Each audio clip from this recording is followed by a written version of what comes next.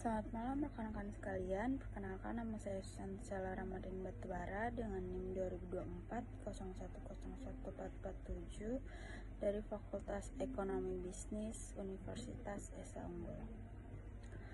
Pada kesempatan kali ini, kita akan membahas secara komprehensif mengenai dinamika, struktur, serta arah kebijakan perekonomian Indonesia yang dirangkum dari 7 materi pokok perkuliahan. Sebagai pengantar awal, ilmu ekonomi pada dasarnya merupakan studi mengenai bagaimana manusia mengalokasikan sumber daya yang terbatas demi memenuhi kebutuhan yang tidak terbatas. Dalam konteks nasional, Indonesia saat ini berdiri sebagai kekuatan ekonomi terbesar di kawasan Asia Tenggara sekaligus menjadi bagian penting dari aliansi ekonomi global G20. Secara struktural, perekonomian Indonesia mewarisi karakteristik yang unik, yakni bersifat dualistik. Fenomena ini ditandai oleh perpaduan yang berjalan beriringan antara sektor modern yang padat modal seperti industri pengolahan dan pertambangan dengan sektor tradisional yang bersifat padat karya serta pertanian dan kerajinan rakyat. Jika kita menilik dari rekam jejak sejarah, periodisasi perekonomian kita mengalami transformasi yang sangat dinamis. Kita memulainya dari era ekonomi perang dan gerilya pasca kemerdekaan, bergerak ke masa nasionalisasi aset pada tahun 50-an, hingga memasuki rezim ekonomi terpimpin. Di era Orde Baru, orientasi kebijakan berbalik dengan menempatkan ekonomi sebagai panglima pembangunan yang sempat membawa Indonesia pada masa kemasan bonansa migas atau oil boom. Pasca krisis multidimensi, orientasi kita kemudian bergeser menuju era liberalisasi ekonomi hingga akhirnya saat ini kita menerapkan sistem ekonomi desentralisasi melalui implementasi otonomi daerah. Memasuki pembahasan modul kedua, kita akan meninjau landasan filosofis melalui sistem ekonomi. Secara global, terdapat berbagai spektrum sistem ekonomi, mulai dari sistem tradisional yang subsisten, sistem kapitalis liberal yang mengagungkan mekanisme pasar bebas, hingga sistem sosialis komunis di mana seluruh faktor produksi dikendalikan secara mutlak oleh pemerintah pusat. Di tengah polarisasi tersebut, Indonesia secara tegas memilih jalurnya sendiri, yaitu sistem ekonomi campuran yang dikristalisasikan menjadi sistem ekonomi Pancasila atau demokrasi ekonomi. Sebagaimana yang diamatkan dalam Undang-Undang Dasar 1945 Pasal 33, sistem ini menetapkan bahwa cabang-cabang produksi yang penting bagi negara dan menguasai hajat hidup orang banyak wajib dikuasai oleh negara demi kemakmuran rakyat. Kendati peran intervensi pemerintah sangat kuat untuk mencegah terjadinya monopoli, sistem ini tetap memberikan ruang hidup yang proporsional bagi sektor swasta serta koperasi sebagai pilar ekonomi rakyat. Selanjutnya, pada modul ketiga, kita fokus pada indikator performa makro, yaitu pertumbuhan ekonomi. Pertumbuhan ekonomi diartikan sebagai proses kenaikan pendapatan total dan pendapatan per kapita secara jangka panjang yang disertai dengan perubahan fundamental dalam struktur ekonomi. Berdasarkan analisis makroekonomi, terdapat 4 faktor utama yang menjadi motor penggerak pertumbuhan ekonomi di Indonesia. Faktor pertama adalah penguatan permintaan domestik yang didorong oleh tingginya tingkat konsumsi masyarakat. Faktor kedua adalah perluasan pasar ekspor ke kancah internasional seperti halnya pengiriman komoditas keunggulan ke negara mitra dagang utama seperti Cina.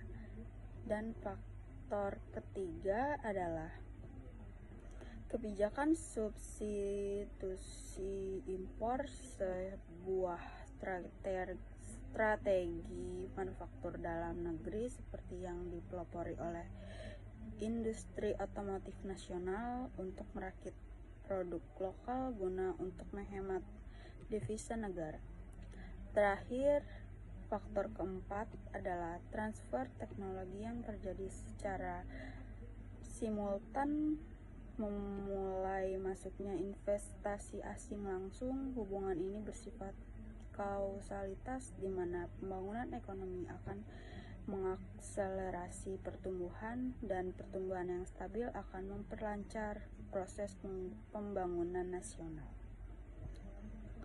Pada modul keempat, aspek pertumbuhan ekonomi tersebut harus kita korelasikan dengan dinamika demografi. Indonesia dihadapkan pada fenomena populasional explosion atau keledakan penduduk yang dipicu oleh tingginya angka kelahiran kasar atau crude birth rate. Sementara angka kematian mengalami penurunan signifikan berkat kemajuan teknologi kedokteran dan perbaikan kualitas lingkungan hidup. Kondisi demografis yang masif ini membawa tantangan besar pada pasar tenaga kerja apabila pertumbuhan angkatan kerja tidak diimbangi dengan ketersediaan lapangan kerja yang produktif, maka akan memicu lonjakan angka pengangguran. Dalam perspektif ekonomi makro, salah satu indikator yang mencerminkan kesehatan dunia usaha adalah pergerakan pasar saham. Ketika pasar saham mengalami tren penguatan atau menguat, hal tersebut mengindikasikan bahwa sektor bisnis dan korporasi sedang berekspansi yang secara teoritis diharapkan dapat memperluas penyerapan tenaga kerja di sektor real.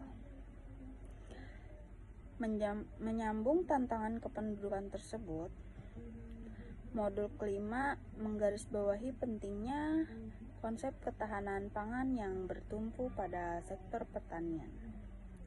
Sektor pertanian merupakan pilar yang sangat strategis nasional karena kontribusinya yang masif terhadap produk domestik bruto, penyerap tenaga kerja terbesar, serta penjamin ketersediaan pangan dalam negeri. Dalam berkembangnya pembangunan pertanian bergerak melalui 3 tahapan evolusi. Tahap pertama adalah pertanian tradisional, di mana produksinya bergantung penuh pada tenaga manusia dengan produktivitas rendah, atau dikenal sebagai masyarakat subsisten. Tahap kedua adalah tahap peralihan yang memulai mengombinasikan tenaga kerja dengan teknologi padat karya. Tahap ketiga adalah pertanian modern atau spesialisasi komersial yang mengadopsi teknologi mutakhir secara menyeluruh, mulai dari proses budidaya, standarisasi, pengemasan atau packaging, hingga jaringan pemasaran global. Transformasi sektor agraria ini memegang peranan krusial dalam mewujudkan ekonomi inklusif, yaitu sebuah tatanan ekonomi yang mampu menyeimbangkan pertumbuhan keadilan sosial dan keberlanjutan ekologi secara politis di tengah masyarakat. Pada modul ke-6, pembahasan beralih pada sektor sekunder melalui analisis industri. Berdasarkan misi, karakteristik, dan skala operasionalnya, industri di Indonesia diklasifikasikan ke dalam 3 kelompok strategis. Pertama adalah industri dasar. Kelompok ini memiliki misi utama memacu pertumbuhan ekonomi, bersifat padat moral, serta mengimplementasikan teknologi tinggi seperti industri logam, logam dasar, dan kimia dasar. Kedua adalah industri kecil yang didefinisikan sebagai unit usaha dengan penyerapan tenaga kerja terbatas. Umumnya di bawah 20 orang yang bergerak di sektor pangan, sandang, maupun kerajinan rumah tangga. Ketiga adalah industri hilir atau aneka industri yang berfungsi mengolah bahan baku hasil sektor hulu seperti hasil hutan, pertambangan, dan pertanian menjadi barang jadi yang bernilai tambah tinggi. Pelaksanaan analisis industri ini mutlak diperlukan oleh para pelaku usaha untuk memetakan kekuatan pasar, menjaga stabilitas korporasi, memitigasi risiko persaingan, serta melakukan inovasi demi kepuasan konsumen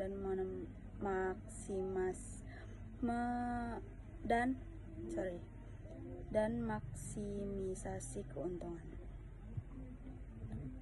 Sebagai penutup, modul ketujuh, seluruh aktivitas sektorial dan industrial yang telah kita bahas memerlukan instrumen pengendali berupa kebijakan moneter.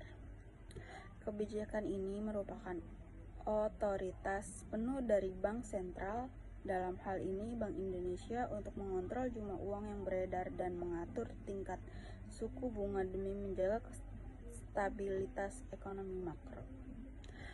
Bank Sentral mengoperasikan 4 instrumen utama. 1. Politik diskonto atau mengubah tingkat suku bunga dasar pada pinjaman jangka pendek kepada bank umum untuk mengatur ketat longgarnya likuiditas. Yang kedua, ada giro wajib minimum atau GWM yang menyesuaikan rasio dana cadangan wajib yang harus ditempatkan bank umum di bank sentral.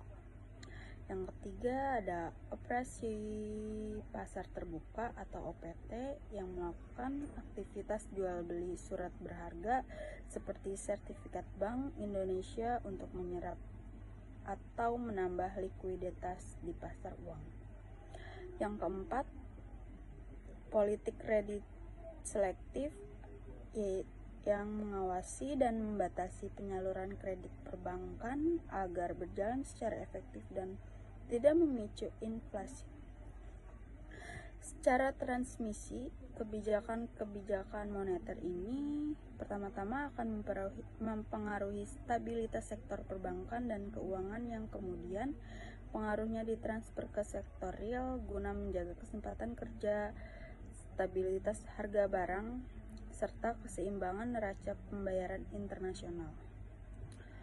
Dari kesimpulan ini